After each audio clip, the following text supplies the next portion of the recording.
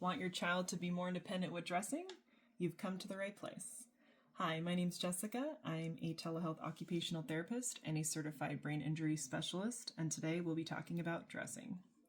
First of all, the big takeaway, if you learn anything today, is really give your child time to process and understand what the expectation is and what to do. I know I'm guilty of this as well. We're in a rush all the time. We don't have time. We needed to be somewhere yesterday. That it's really easy to kind of fall into habit and do everything for our child. But naturally, that deprives them the opportunity of being independent, right?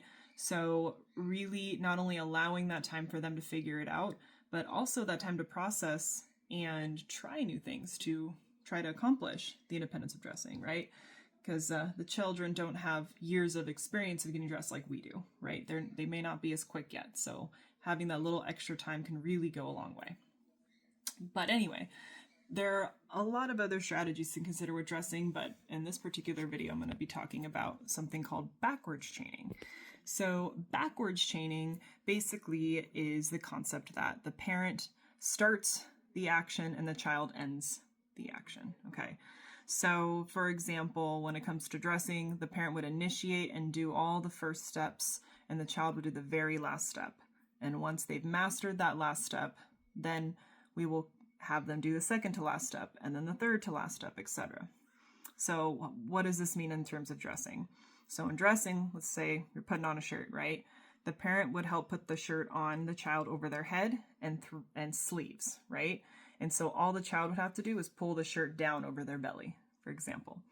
And once the child has memorized and became independent with just pulling the shirt down without cueing, now the next step would be the parent would put the shirt over the head, put the shirt through one arm, one sleeve, and now the child has to put their arm through the second sleeve and pull the shirt down. So you see what we did there?